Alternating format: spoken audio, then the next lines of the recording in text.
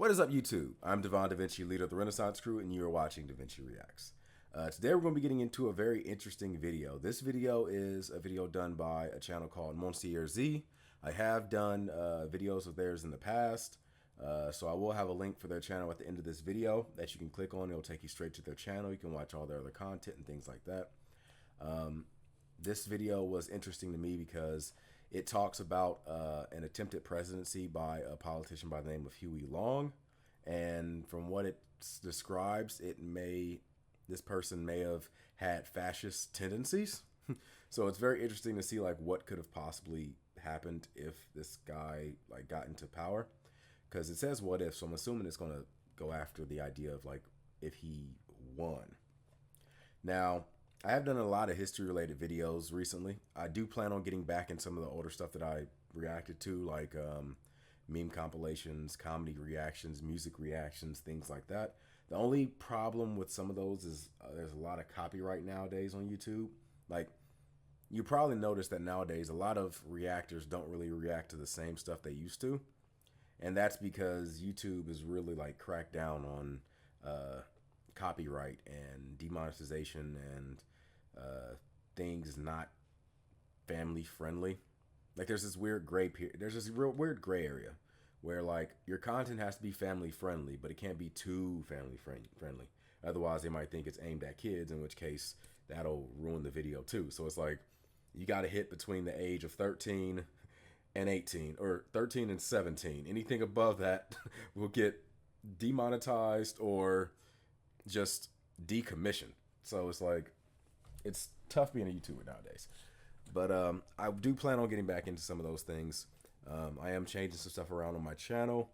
One of the reasons why it's been a while since I've actually made a video is because I've been doing a lot of work on my channel, working on my configuration on my live streams, installing my Wacom monitors, and I got a new microphone, a bunch of different things like that. Hopefully the microphone sounds good. I haven't tested it out yet technically. So for all I know, these videos that I made could already be ruined, but sometimes, you only live once. Let's go ahead and jump into this, see what it has to offer. I have the name Huey Long sounds familiar, but I don't remember hearing anything about it, so it could be, maybe it's a story I already know, I don't know, but we'll go ahead and check it out.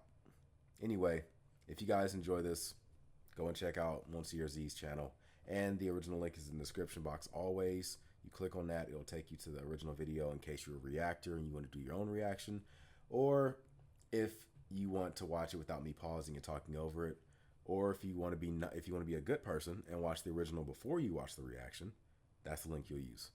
Anyway, let's do this. The Great Depression was a desperate low point in American history. By 1932, over 10 million citizens had lost their jobs, industry and development had slowed to a crawl, disease was running rampant in communities which could not afford proper food, medicine, or sanitation, nearly half the banks in the entire country had become insolvent, no longer being able to return customer deposits, and far more people were leaving the country than were entering it. One of the countries many voluntarily abandoned the land of the free for in search of job opportunities being the dictatorial Soviet Union. Really? Wow.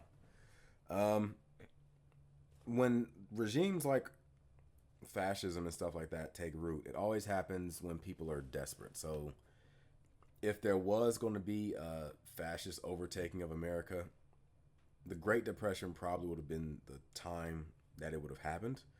But because this was before fascism came into be, at least I think it did. I know in Germany it was in the 30s. I don't know what time exactly Italy was. I'm guessing late 20s maybe. But yeah, if something like that were to happen, it would happen in the Great Depression. Usually when people get desperate, they get stupid. That's how it always is.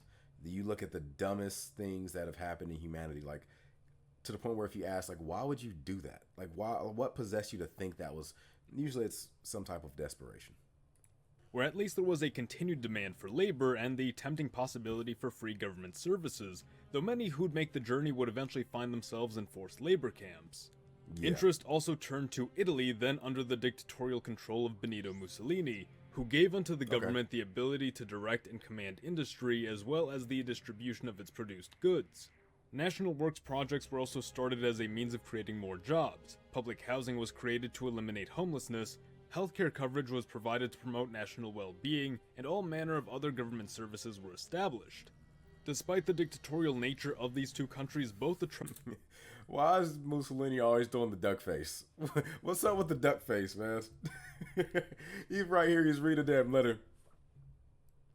Like, I get it. You want to be a tough guy. You want to come off as a strong man, but you don't have to be that hard with it, bruh. Services were established. He comes off as a tryhard. Despite the dictatorial nature of these two countries, both attracted the attention of the traditionally freedom-loving American public. Certainly ideology may have motivated the interest of some, but more than that, this was again a very desperate time. The people wanted a powerful government to protect them, to care for them, and to provide for all their needs, and they were becoming increasingly willing to sacrifice incremental ounces of decentralization and democracy for swift, unanimous action. That was precisely what many hoped then presidential candidate Franklin Delano Roosevelt would provide. FDR campaigned on a promise of change, including a handful of programs then seen in big government countries overseas.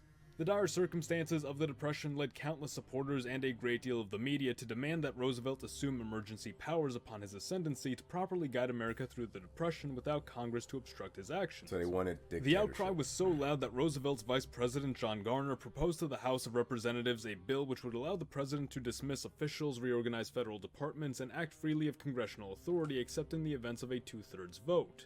So kind of like an Enablers Act, except while it doesn't give him absolute power, you still have to go through Congress with a two-thirds vote.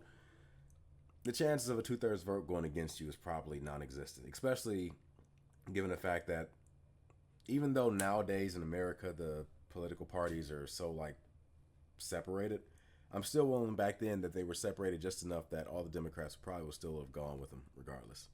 Well, unless it mattered with like civil rights. While Garner's bill never passed, Roosevelt consolidated an unprecedented degree of power within his presidential office and served longer than any other U.S. president before or after, winning an unheard of 4 presidential terms and only seeing his presidency end upon his death, though his successors across both parties in the New Deal coalition continued to reign at least until the end of the Johnson administration. Roosevelt, an outspoken political pragmatist, immediately went to work without an extensive plan. Roosevelt felt that he did not have the answers America needed, but rather was willing to experiment with every possible avenue until an answer was finally discovered, resulting in what became the First New Deal. Now initially this meant amplifying various policies from the previous Hoover administration, which despite popular misconception wasn't hands-off but rather raised taxes, increased government spending, and overall expanded government intervention in the economy in hopes of alleviating the Depression. Examples of such Hoover plans expanded or implemented under the Roosevelt administration include the Reconstruction Finance Corporation Act, the Emergency Banking Act, the Emergency Relief and Construction Act, and the Agricultural Adjustment Act, just to name a few. Beyond his predecessor, Roosevelt also looked abroad for inspiration, developing an admiration for Mussolini, which the Italian dictator reciprocated, referring to his own economic policies under fascism as, quote, like your New Deal. As in Italy, mass infrastructure and construction projects were launched to create hundreds of thousands of jobs, while providing useful structures and utilities for the public. Farm surplus was bought up by the government to reduce supply at no cost to farmers and freely distributed to alleviate hunger for those in need. And businesses were brought to cooperate with the government on new standards which would end competition and promote cooperation across various industries, while also promoting unionization under the shared guidance of the National Recovery Administration, all of which appeared eerily similar to the corporatist model adopted by Italy. While Roosevelt went about his presidency still experimenting with policy to find an ultimate end to the troubles facing America, within the country existed another politician more ambitious and cunning, and unlike Roosevelt, he had an extensive plan. You might even say, a long plan. Let us rewind just a few years earlier to 1928. The U.S. state of Louisiana is a state suffering from terrible poverty and increasing disunity brought on by growing cultural divides, all while being led by a small urban elite which had essentially alienated the poor rural population which occupied the majority of the underdeveloped state. I could be wrong, but I remember watching a video talking about a politician from, I don't know if it was Louisiana or where, but it described him as America's like an emperor in America. Like he was pretty much like in the district that he was running in, he had absolute power. I'm not sure if Huey Long might be the person they're talking about. That may be where I got the name from. But I remember hearing something about that. I'll see if it's true or not. But all that would change that fateful year. Born to a poor community in the rural north, Huey Long held high aspirations from a very young age and demonstrated the characteristics of a governing man. So promising of a young man was Huey that he was awarded a full scholarship to Louisiana State, but so poor was he that he couldn't afford the basic school supplies necessary to attend. And so he'd enter the workforce and study law in his free time, getting just barely 2 years of higher education before successfully acquiring his license in law, practicing until he eventually transformed his legal career into the political one he desired since he was young. He spoke of the real plights facing Louisiana, ignored the standard political talking points, and addressed that which was so frequently ignored. More than address these problems, he laid out his answers plainly in basic English. The system was rigged, the people had been abandoned, and nothing would change unless one of the people's own took power. The look is unsettling. As Governor Long clashed with the establishment still deeply at you. entrenched in lower offices and the media, virtually every newspaper within the state having been controlled by the opposition, while state officials obstructed his path at every direction, going as far as to impeach him but failing to remove him from office. Now you might believe that with such strong opposition to his policy, certainly he must have been doing something criminal, and while it's very likely various means of intimidation and borderline bribery were utilized by Long, such was par for the course of local politics at the time. Huey was simply using his legal know-how to push to the very limits of his power and used every lawful opportunity to secure or expand said powers. But what drove the establishment so aggressively against him was that he was plainly very successful in fulfilling that which he set out to do. He rooted out the corruption and debauchery in Louisiana cities, initiated a series of statewide construction projects to bring Louisiana up to modern standards, provided government-subsidized education to a state which suffered one of the lowest literacy rates in the country, and much, much more, all without breaking the bank. Long's philosophy was to cut taxes on the common man as much as possible while placing the burden upon industries and taxing more luxurious items of the time, including gasoline. And when the Depression hit, Louisiana still had jobs aplenty, saw almost no bank closures, and continued along steadily. All this before FDR even took office, mind you. In fact, by the time Roosevelt had become president, Huey was already going on to serve in Congress so that he might bring his state-saving policies to the national scale. Having grown up poor but with greatness in his blood, Long came to believe every citizen ought have the resources necessary to achieve their full potential. Having grown up in a state where the majority of wealth was owned by a small urban elite and out-of-state businesses, Long believed it was their hoarding of money which kept everybody else poor. Rather than trust the elites to responsibly use their money for the betterment of the country and their fellow citizens, Long concluded that the only way to break stagnant power monopolies and provide for the people was to redistribute wealth.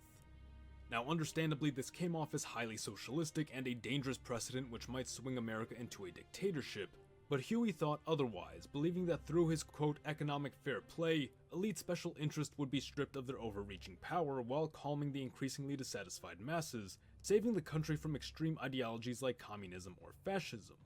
Huey initially expected Roosevelt to see redistribution through, but while the new president certainly took a radical approach, it was not in the direction Long had hoped for, leading the two to quickly become bitter rivals. Roosevelt infamously stating that he aimed to steal Huey's thunder by adopting pieces of his platform but not the entire program. With his faith in the American establishment broke... Listening to it, it sounds kind of like Huey Long is like the Bernie Sanders and Franklin Delano is the Joe Biden of his time. I know it's weird comparing Joe Biden to Franklin Delano because FDR has more in common with Bernie nowadays than Joe Biden by a long shot, but for the time, it sounds like he's the one that's further left than FDR, and the connection is kind of there.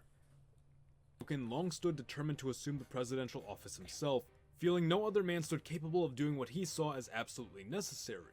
But before he could even launch his campaign, he'd be assassinated in 1935, bringing an end to the complex and dynamic life of what some called Louisiana's dictator. But what if that changed? Okay, so it must have been him. Long had not only survived the attempt on his life, but successfully campaigned for and won the presidency. At the time of Huey's death in 1935, it was expected that he'd be running in the presidential election of the following year. However, it's also been suggested that Long never intended to win in 36, but rather hoped to use the election to set the stage for a victory in a subsequent 1940 presidential bid. According to this theory, Long didn't expect Roosevelt to be unseated as the Democrat nominee, meaning he'd be forced to run as an independent, which would surely split the Democrat vote, while leaving the Republican vote mostly untouched and thus more likely to win. Looking at a map of that election, we can see an obvious Democrat victory with Republican Alf Landon only carrying 2 states, neither of which were his home state. So surely there's no threat of the Republicans winning even if Long split the vote, right? And back then there wasn't really any like every state was a swing state almost, except for like New York, which had 47 electoral votes. But like all the other states, pretty much you get enough of them, you could easily win the election. Nowadays, it's like nobody gives a damn except for like maybe 6 or 7 states. If we assume Huey Long were to split the Democrat vote right down the middle across every state, suddenly Landon wins big in several northeastern states including New York, Pennsylvania, Ohio, Michigan, and Illinois, not to mention parts of the Great Plains and Rocky Mountains, giving him a likely total of 305 electoral votes. Long would come in second place, no doubt outshining FDR across the southeast and possibly in the states of Minnesota and North Dakota, where the remnants of his movement were able to win some support following his passing. This would leave Huey with some 165 electoral votes, far surpassing FDR's measly 61. This election would not only have earned Huey greater recognition and potentially the direct support of the party, but would also briefly place what he considered an inept administration in charge of the Depression, making the country all the more receptive to his radical message come the following election in 1940. I don't get how. Okay, maybe I'm thinking about it on a too big of a scale. I was about to say I'm not sure how Huey Long running makes FDR lose states that he would have won that Long didn't win, like New York, for example. But I guess if Long is running, maybe FDR won those states by a somewhat narrow vote, and if Huey Long was running, those votes would have been cut in half. So maybe that's the case. Landon was certainly a lukewarm politician of the time, a liberal Republican who would have attempted to balance FDR's New Deal agenda with his own fiscal conservatism. While this cautious strategy might prove a successful approach, it could just as easily become a stagnant agenda which achieves nothing by the end of his presidency, leaving the door open for Huey to take power, but of course that isn't guaranteed. It should also be mentioned that while this prior theory of Long's strategy is what has become most commonly known, Long had written that he expected his first days as president to take place not in 1941 but in 1937, reinforcing the idea that he intended to win the election of 36. To keep things simple, we'll just suggest Huey's 1936 campaign proved successful, winning him the presidency by a very narrow margin. Now, interestingly enough, Huey Long wrote what has ultimately become an alternate history novel which details the events of his presidency. The novel, titled My First Days in the White House, goes into great detail on who he planned to interact with, what he planned to do, and how he planned to do it. Long's presidential agenda was comprised of 5 major points. Major infrastructure projects, the most ambitious in the country's history, a war on disease unlike any other in the world, major criminal justice reform, a repairing of the broken Federal Reserve System, and of course, the Share Our Wealth program. For this, Long would summon before him the heads of America's largest industries to negotiate the details of what would become the Share Our Wealth program's tax code. The fortunes of all these men were to be drastically reduced regardless of the outcome, but to fully understand the implications of such a tax, Long intended to hear out their criticisms and counteroffers. The Rockefellers, Long speculated, would be the first to consent, given that the head of the Rockefeller family was far along in his years and might seek to donate his fortune to this philanthropic cause. The elder Rockefeller would in fact die just later that year, as a matter of fact, which might complicate the negotiations if Rockefeller's heir refuses to comply. Long saw the compliance of the Rockefellers as crucial to encouraging the other tycoons and would focus on maintaining positive ties with them primarily, taking a harder stance in negotiating with the others. The conclusion of these discussions would see personal wealth capped at $5 million, with the surplus being held by a government-owned corporation, which would then issue its own non-voting stock to the American people, which in turn will award them a monthly dividend based on the success of the industries paying into the corporation. There would also be a brief grace period prior to the program's initiation, during which the moguls could use their excess fortune to reorganize their business assets by breaking them up amongst loyal employees, family members, and the like. In essence, one might hold on to $20 million worth of assets if it's broken up between 4 partners, much like a partible inheritance. While a good portion of the collected money will go towards said monthly dividend, it will also be invested in other social programs such as providing a house, car, and radio to every family, old age pensions for everyone over 65, free vocational training available to all citizens, and free college admission for those who tested positively for high mental aptitude. This would stabilize and prepare the public to resume working, buying, and creating at a higher level than ever before. But before the country could become saturated with more laborers and consumers, there were still several who needed jobs right then and there. Borrowing from his experience in Louisiana constructing much-needed roads, dams, bridges, and the like, he embarked on an ambitious program which would not only replace old infrastructure and expand it, but use these projects to solve the natural catastrophes America was facing: drought, flooding, hurricanes, dust storms, man would finally conquer these forces of nature and never again would America need helplessly suffer their destruction. Generals Lytle Brown and Smedley Butler would be put in charge of what Long called his Western Recovery Program. The Dust Bowl had long ravaged the American plains, causing severe famine and property damage. Long's plan to remedy this involved the strategic construction of several dams, reservoirs, and man-made rivers, which would rehydrate the former grasslands while also serving as barriers against dust storms. Populations in the Dust Bowl area already suffering from scarcity and the danger posed by such storms would be relocated to newly formed communities built near several of these construction projects so that they may serve as a local source of paid labor. This would be the primary focus of a grander national works project that would take place across the country, building flood and hurricane barriers along the southern coasts, redirecting excess water to drier areas, and linking the nation closer together through a modernized road system which would make transportation all the easier and thus reduce the cost of several goods. Before Eisenhower. $10 billion would be dedicated to this program over 5 years and was expected to employ millions of Americans, allowing the economy to start back up again. With all of these construction projects, some in the more inhospitable parts of the country, Long anticipated America would need greater access to proper medical care so as to treat any number of injuries and ailments. To solve for this, Long would enlist the help of the Mayo brothers from the famed Mayo Clinic to establish a lab in DC which would investigate the causes and cures of all diseases currently troubling the country in what he called a war on disease. All valuable discoveries would be made widely publicized through leaflets and posters, encouraging the public to adopt healthy habits and educate them on how to avoid and cure various illnesses. The Federal Reserve's leadership would be reorganized into a board of directors, one from each state, each elected by the people of that state, nationalizing it into an essential fourth branch of government heavily checked by the other branches. And fifthly, criminal justice would be reformed to take into consideration several personal, economic, and psychological factors when determining a sentence. This would be achieved through the creation of an evaluation board, who would build a profile of the defendant as well as the circumstances surrounding a crime. Long believed that this would allow for appropriate punishment or rehabilitation to be administered, as well as to segregate irredeemable criminals from those unlikely to commit a crime again, preventing the latter from associating with the former and from spiraling deeper into a life of crime. I'm hearing a lot of good things, but I don't care what, how good a politician sounds. You never give someone absolute power. I'm sure you guys know the saying about absolute power, so I'm not going to go into it. But this, right now we live in a period, especially in America, where we're going through this almost like worship of politicians. No matter who the politician is, if it's somebody on your side, people will just jump on them as if they're celebrities.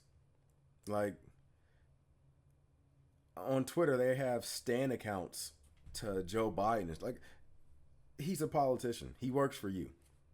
Period. There's no reason why you should be worshiping the guy. And don't get me started on Trump. There's no reason why anybody should be worshiping any politician. Period. You got people doing the same for Kamala Harris and OAC and just everything. The thing is, they're politicians. They either present something that you like or it's something that you don't like. The bottom line is they're your representative. That's all. The only thing they represent is they're an extension of you in Washington.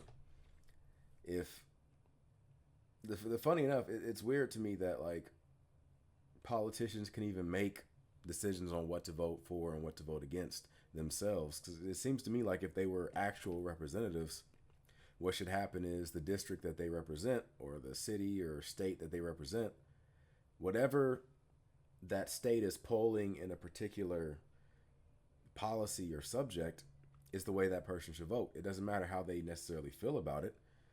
If your state is for something, even if you're against it, you should have to vote for it because that's what your representatives, or that's what the people that you represent want. It'd be like if you had an agent and your agent was going to negotiate something and you told your agent, this is what you want. You want this, this, this, and this. And then you sent the agent off to the meeting or whatever, and they did the meeting, and they came back and said, yeah, you wanted all that. I decided to go the complete opposite direction. Wait, what? I told you I wanted this. Yeah, but I chose. No, that's not. You're a representative. I tell you what to do. You go there and do it. That's it. But I don't know. Maybe it's more to, I don't know, maybe there's more things to it than that, but it just feels weird that like someone who is identified as your representative is doing stuff that you don't want, because there's a lot of politicians out there that are like the country will be trending in a certain way, but politicians just won't do that, and it just doesn't make sense to me. This was Long's agenda, and he expected to carry it out with major success, though he did anticipate some of the policies would lead to civil unrest or resistance from certain states. In his alternate history novel, he even details what nearly became a secession crisis brought on by one governor in particular. Now, he does not specify which state and governor that is, but I was originally under the impression it may have been FDR as governor of New York, as Long describes the state's neighbors as the, quote, nearby New England states. However, he later refers to the state as a commonwealth, meaning it could only be Massachusetts or maybe Pennsylvania. In reality, Long could expect tremendous resistance from Congress and the Supreme Court, which is likely to challenge the constitutionality of his Share Our Wealth program and any other policy which might infringe on separation of powers. This had been the case for some of FDR's own policies, which Huey did live long enough to see struck down. Remember that during his entire time as senator, Huey was not very popular among his peers and failed to gain major political support for his policies. However, like where Sanders. he did hold support was with the public and in ever-increasing number. No doubt that if Huey did not get his way, he would use his public influence to primary every dissenting politician within his party come the midterm election, during which several seats in the strongly Democrat South and West would be up for grabs by Huey's allies. Long's legal expertise would no doubt come in handy when justifying his policies before the Supreme Court, exploiting every loophole and opportunity he could, much as he had done back in Louisiana. Loyalists would be appointed into every office Long had the authority to do so, and fortunately for him, it would also be during this time that 5 positions would open up on the Supreme Court, soon granting him total control of that by the end of his first term. By 1941, America would be finding itself back on track, pursuing a goal of self-sufficiency as per Long's isolationist views.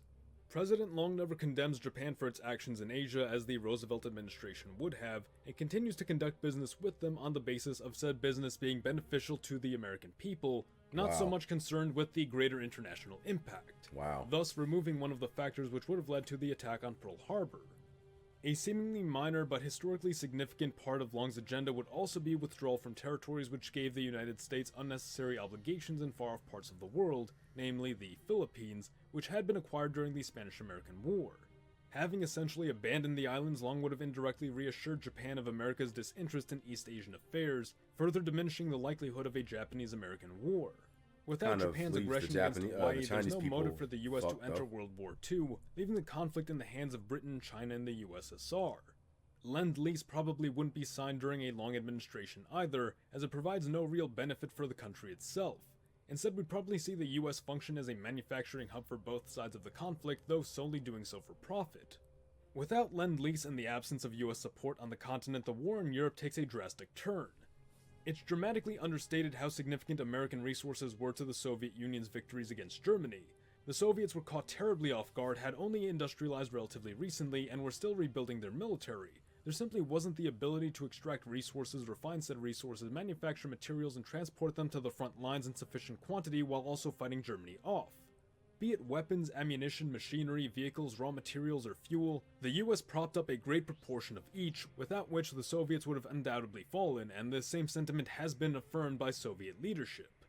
Long would preside over a nation removed from the world but perfectly capable of standing on its own 2 feet. He'd feel a great deal of pride with what he'd accomplished and pay little mind to what was transpiring overseas. Whether or not he'd run for a 3rd term as FDR did is unclear, as Long's agenda only went as far as we've discussed. But whether he'd retire and allow a handpicked successor to take the office or retain power indefinitely to build upon what he started, this politician from the sticks of Louisiana would have radically altered not only the course of American history, but the entire world. The US of Z thanks you for watching. Support your legion by liking the video, or join our ranks by subscribing for more. Mr. Z, out. Wow. Yeah, that is extremely interesting. The things about like the world wars and everything else, I mean, first of all, like I've seen in other videos, the chances of Germany win were pretty much slim to none. Like, they didn't have enough resources. They were expanding way too fast for how many resources they required for the expansion that they were doing. They still would have probably fought a war on 2 fronts, whether it was whether the United States joined or not, they still would have been having issues with their fuel and things like that. So, and they still would have gotten their asses handed to them at Stalingrad. So it's like, I don't like. Maybe they could have sent a few more soldiers over to Stalingrad because, well, was the United States fighting against Germany during the Stalingrad, the fight in Stalingrad? I don't think so. I could be wrong, but I don't think so. But even if they weren't, even if they did send some more people over to Russia, Russia would have just sent more. Like, the thing with Russia was they had a lot of goddamn people, and that's and that's something that Germany wouldn't have been able to overcome. Period. When it comes to Howie Long, like I said, he sounds exactly like Bernie Sanders. I don't think Bernie Sanders was probably as big of a fan of like power as much as he was, but when it comes to their policies, they sound almost exactly the same.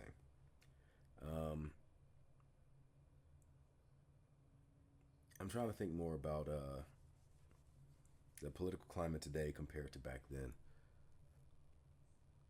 I mean, first of all, I think that if any politician from back in the day came back and saw how America was today, they would probably hate it. The liberal ones would probably be upset over how corporate the country has come to the point where they've almost legalized robbery. Almost, they did legalize robbery. And the more conservative ones, probably because of all the, social advances that we've made in the number of years. It would be interesting. But where would America have been if Howie Long was president?